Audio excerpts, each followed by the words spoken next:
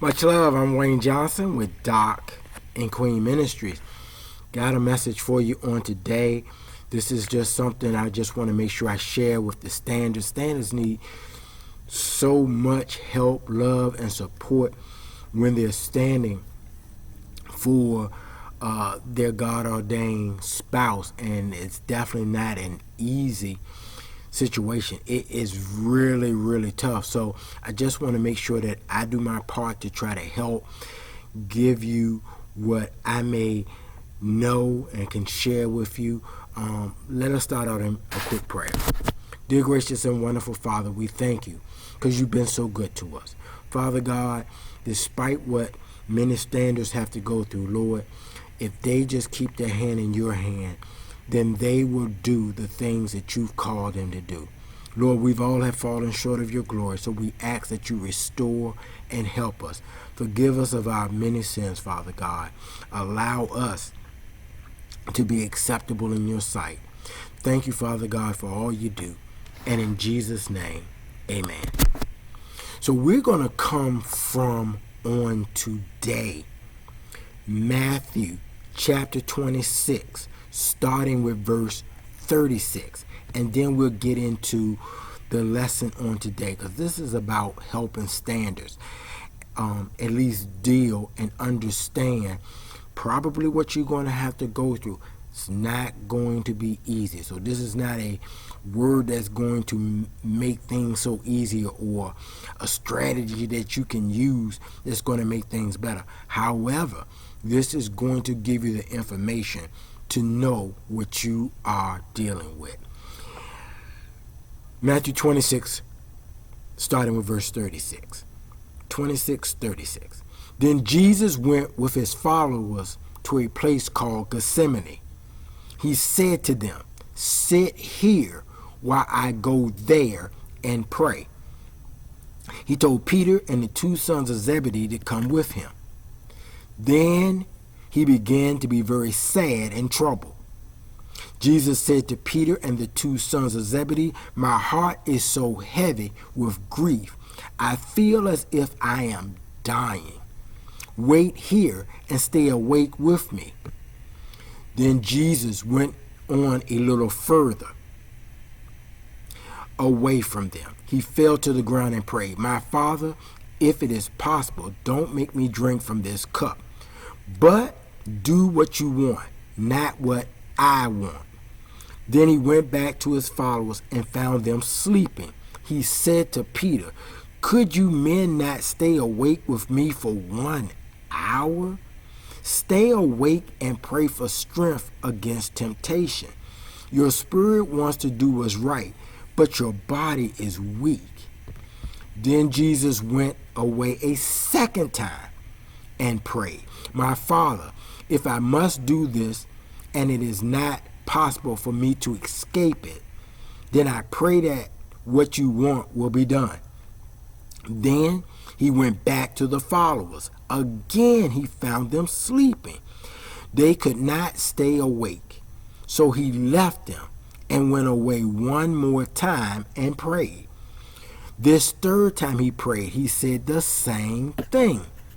Then Jesus went back to the followers and said, "Are you still sleeping and resting? The time has come for the Son of Man to be handed over to the control of sinful men. Stand up. We must go. Here comes the one who will hand me over." So I'm going to go back and just share what the Lord wants me to lead you in. And I'm going to tell you from me when I stand. Standing, at first, when you lose or be in a position where your spouse has separated from you. If you and your spouse are just so tight knit, and then all of a sudden everything breaks down, from communication to everything breaks down. You, as the one who wants the relationship to remain intact, more than likely you're going to panic. and you're going to do everything you think you need to do. Eventually, and this might be the first thing some of you do, but eventually you will get to the point where you feel like you need to get closer to God and pray. So here, and I'm not comparing, but I'm showing a similarity of what Jesus went through when the time he was getting ready to go to the cross and be handed over to those who was going to have him crucified. Jesus had now 12 close disciples. And I know for myself, early on, I had 8 close people that I counted on. 4 males, 4 females that I counted on to help me through this journey. And I went to them for different things. Whatever I felt like the Lord was leading me to ask which one of those 8 at the time I needed to make it through this stand. And as we see here, Jesus had his followers, and then he pulled out the main 3, which was Peter and the 2 sons of Zebedee, and he asked them to go with him to pray. So I kind of had 8, but as you see, when Jesus leaves to go pray a little further away and come back, they sleep. They can't even begin to support and help him. And I'm not saying that my 8 didn't want to support me. It comes a time where God is going to show you that it's going to be about you and Father God, and that really no one can really help you but him.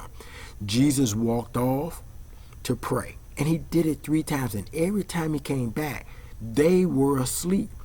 And so for me, I got the understanding is that eventually even the closest people can't help you. Now, those who are standing, I know you're going to need a community. I know you're going to need people in your corner, and you can't use any and everybody because not everybody understands this process, and it is difficult. For us as humans, it feels like dying. And Jesus talked about if that cup could pass. We are not on the level of Jesus, so dying for us, a lot of little things come and can easily deter us. But for Jesus, this was for all of our sins. For us, this is, in many cases, the spouse of our life. So we are struggling. That's all we knew, because we've more than likely been in a relationship with them for quite some time, and it is just different. So what I've understood is God will get you to a point in the standing that the only one you really truly can count on is him. Now, he may time to time send someone or send them back or whatever the case is, but for the most part, it comes to a point that you feel like there's nowhere to turn, because there is nowhere to turn. The only place to turn is to God and allow him to lead you. This stand is really bringing you to a point where you are so dependent on God. That's what Jesus had to do. He could only depend on God. He moved his numbers from 12. Judas was the one who betrayed him, so it went down to 11. He pulled out 3 out of that, and even those 3 couldn't support him. It comes to a point that it's going to be you and Father God.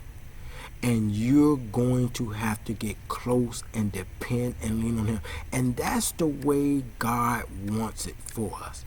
This is not going to be easy, but I just want you to be able to understand where this is going, how this is going, and for you to get close and right for God. Listen, hear from God. Get a close relationship with him, because you're definitely going to need him. And we all need Father God. I hope that this has helped. I hope that things get better for you. I hope that God brings a peace in your life and you find your purpose, your calling, and that everything works out for you. Take care. God bless. Much love.